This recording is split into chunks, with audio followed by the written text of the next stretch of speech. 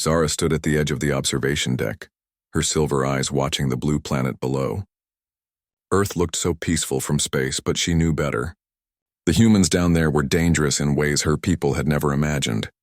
She was tall and graceful, with pale blue skin that shimmered like starlight. Her long white hair moved like water around her shoulders. As a warrior of the Celestial Empire, she had conquered 12 worlds. But Earth was different. Earth had humans. The first time she met him was in the ruins of New York City. The human resistance had been fighting her forces for 3 months. Most alien commanders would have turned the entire planet to glass by now, but Zara was curious.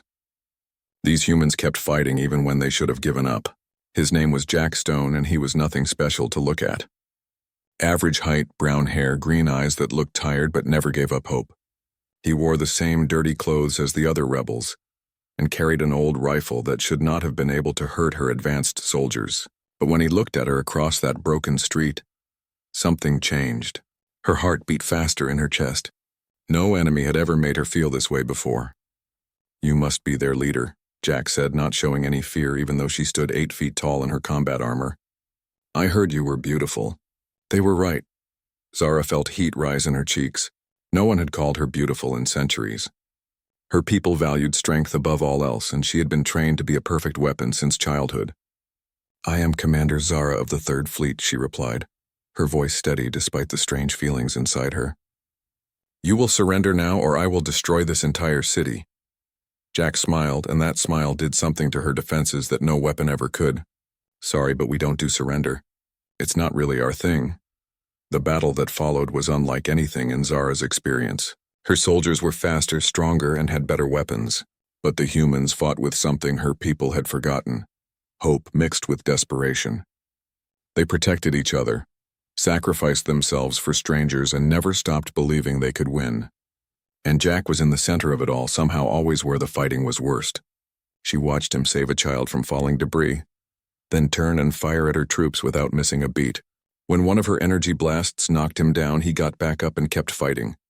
That night, after her forces had pulled back to regroup, Zara found herself thinking about the human leader.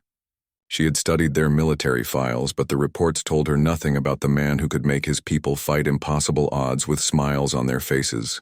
She decided to capture him alive. It would be a strategic advantage to interrogate the resistance leader. That was what she told herself anyway. The next battle lasted for hours. Zara's soldiers surrounded Jack's position, but every time they closed in, the humans found a way to slip through their lines. It was like trying to catch water with her bare hands. Finally, she decided to face him alone. She removed her armor and walked into the abandoned building where he was making his last stand. Her natural abilities should have been more than enough to defeat one tired human. But Jack Stone was full of surprises. He had somehow gotten hold of one of her people's weapons, and he knew how to use it. The energy beam barely missed her head, singing the ends of her white hair. "Impressive," she said, circling him slowly. "But you cannot win this fight." "Maybe not," Jack replied, keeping the weapon trained on her. "But I can make it cost you something." They fought through the building, destroying walls and furniture as they moved. Zara was faster and stronger, but Jack was clever and desperate. Every time she thought she had him cornered, he found another way to escape or turn the trap against her. The worst part was how good he was at reading her moves. Somehow, this primitive human was learning to fight like her people in the middle of combat. It should have been impossible, but he adapted to every technique she used. When she finally pinned him against a wall, both of them breathing hard and covered in dust, she realized something that shook her to the core. She did not want to kill him. For the first time in her long career as a warrior, she wanted to spare an enemy. "Why do you fight so hard for a planet that is already lost?" she asked, her face inches from his. Jack looked into her silver eyes and smiled, that same gentle smile. "Because it's our home. Because the people I love live here. Because someone has to stand up to bullies even when they come from the stars."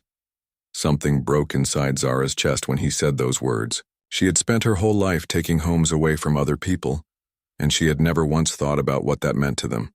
"You could surrender," she whispered. "I could make sure you live. Make sure your people are treated well." "No," Jack said softly. "I've seen what your empire does to the people it conquers. They stop being human. They become something else, something small and afraid. I won't let that happen to my world." That night, Zara let him escape. She told her soldiers that the human had used some kind of technological trick, But the truth was much simpler. She could not bring herself to destroy something so beautiful as his unbreakable spirit. But letting him go made everything worse. Jack seemed to grow stronger after their fight, not weaker. His people rallied around him with new energy, and their attacks became more daring and effective. Worse yet, other humans started fighting like Jack. They learned his tactics, adopted his never-surrender attitude, and began to believe they could actually win against impossible odds. Zara found herself drawn into battle after battle with the human resistance. Every time she thought she had them beaten, they found new reserves of strength. Every time she destroyed one of their bases, two more appeared somewhere else. And at the center of it all was Jack Stone, growing more dangerous with every encounter. He seemed to learn something new about her people's weaknesses every time they fought. His tactics became more sophisticated, his weapons more effective, his soldiers more confident. The breaking point came during the battle for the Golden Gate Bridge. Zara's forces had surrounded the last major human stronghold, and victory should have been certain.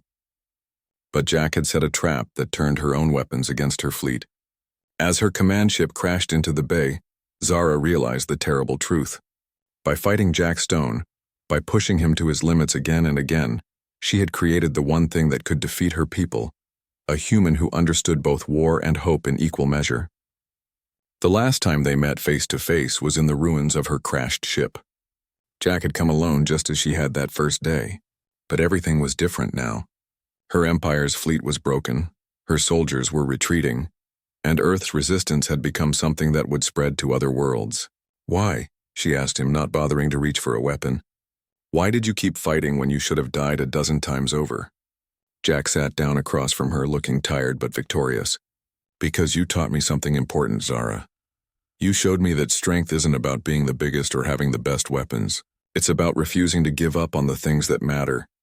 She laughed, but there was no humor in the sound. "I created my own defeat." "No," Jack said gently. "You discovered what humans are really capable of when we have something worth fighting for.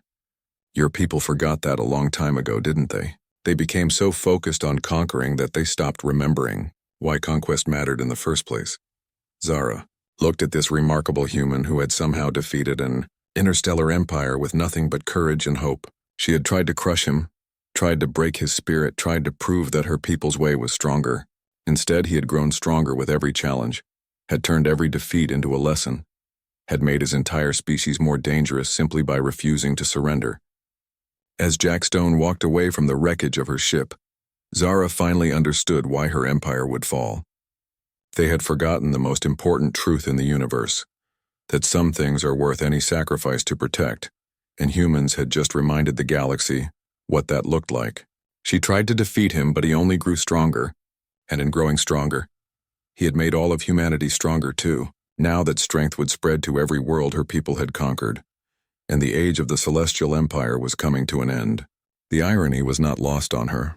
In trying to destroy Earth's greatest defender, she had created the very weapon that would bring down everything she had once served. Jack Stone had not just saved his world, he had doomed hers. And somehow, despite everything, Zara found herself proud of him for it.